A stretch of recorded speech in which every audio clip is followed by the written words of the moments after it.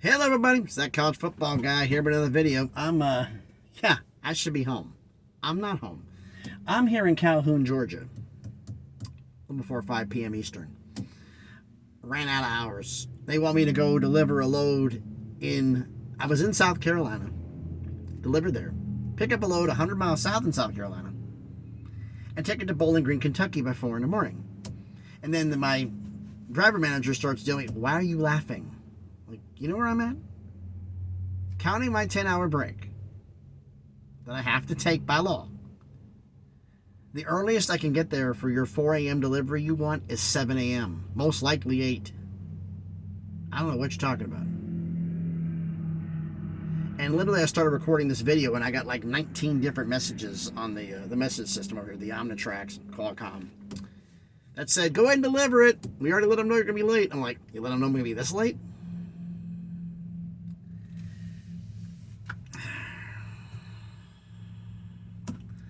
But anyway, the video I posted yesterday about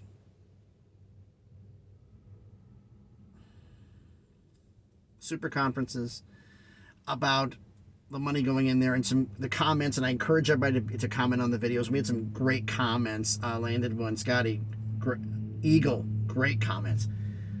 One thing brought up, since women are technically can play in football, would they get a Title IX exception and they don't count? Because both can play it?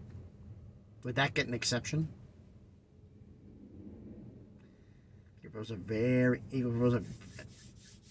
very good idea. And I'm like, and I truthfully, I don't know. Trying to think here. I had a whole bunch of ideas and all of a sudden just gone. But one thing I do think of in here, I thought about this, like about the schools that can afford to go and not afford to go, and would the ACC become the new, was left of the ACC become the new super academic conference? Cal and Stanford don't go, they stay.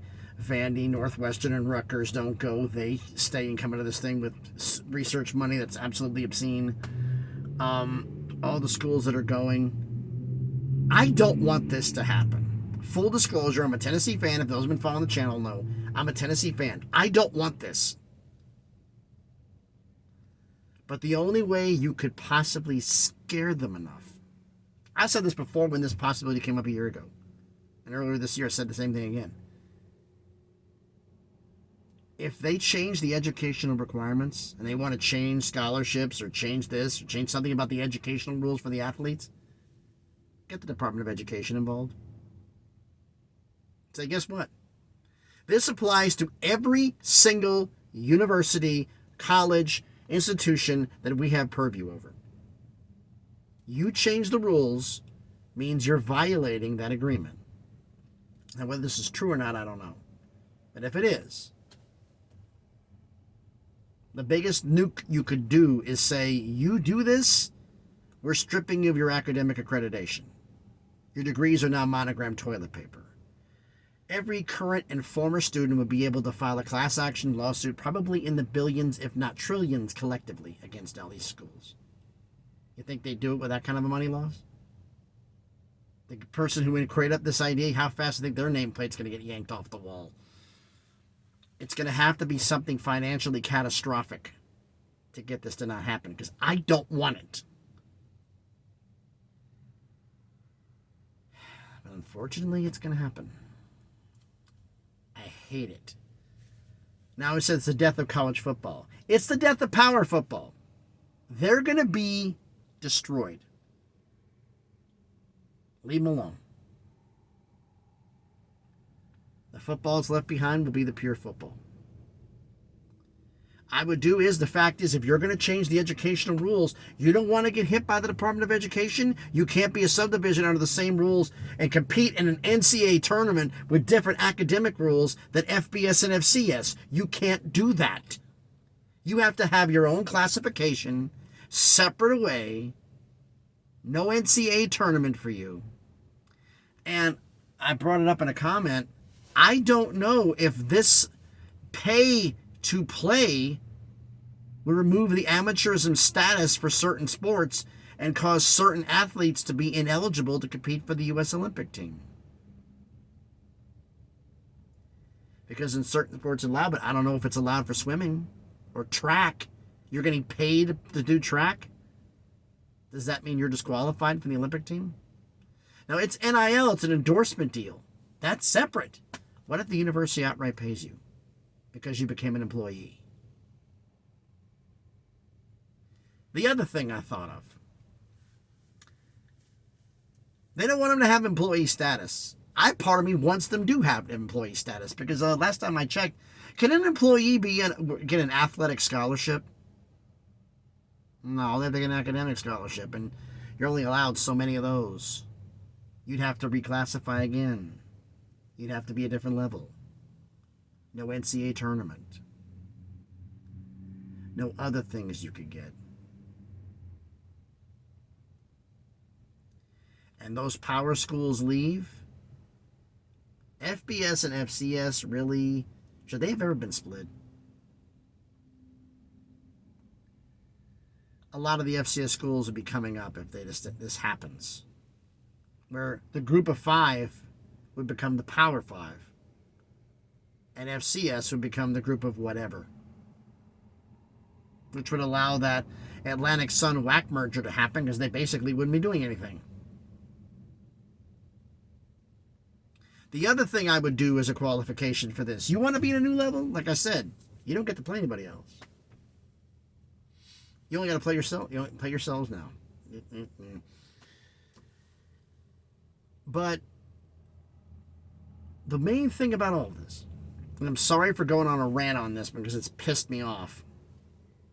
Why is this happening now? Why is this happening now? That is when announcements are made to either inform or distract. Which is this? Was the NCAA announcing this to make the fact that, okay, we really boned it in the college football playoff selection? Should we, hey, guess what's going to happen? Here's the sparkle ball. Go chase it. Is that what's going on here? Now, here's the question I have for all of you.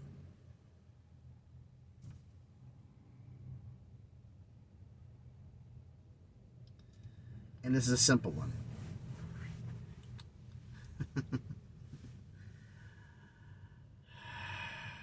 Calm down. Calm down. I started to feel the anger building up. I was going to go off on another rant. We don't need that distraction right now. If the NCAA does indeed create a new division, FCS and FBS schools are not in the same conference. It's a new classification.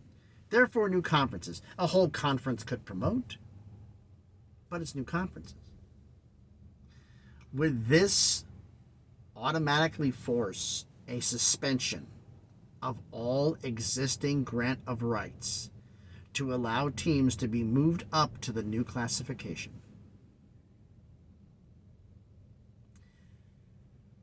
Florida State, we screwed you on the playoff, but hey, we're going to give you a way to get out of the ACC like right now.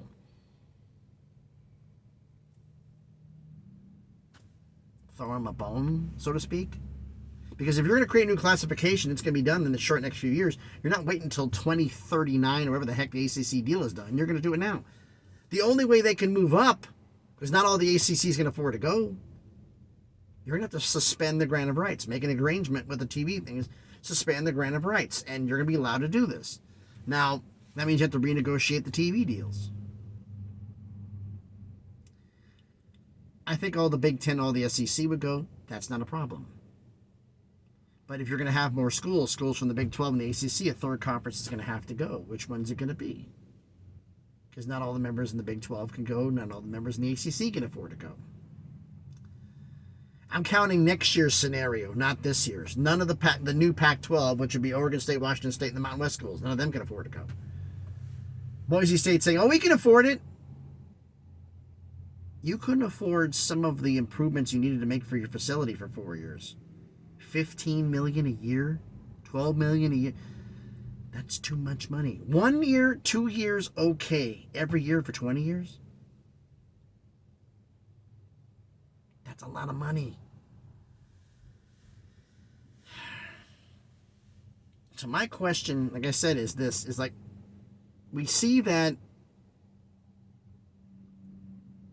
I mean, I just thought about this and just kept thinking to myself, I'm driving down the road. The only way this classification would work is none of the grant of rights can be valid. They're going to wait till all of them expire?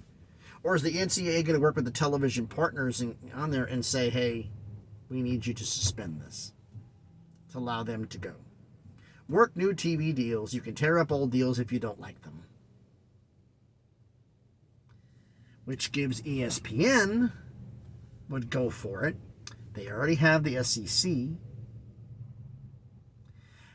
Fox has the Big Ten. They don't have a problem with it. They could tear up the ESPN deal with ACC and say, once these schools leave, we're going to reevaluate what you are. Once the SEC becomes in this new conference, we'll reevaluate what you are. Most likely along the current lines, perhaps more money. Big Ten and SEC may make more money. The ACC, what's left of it?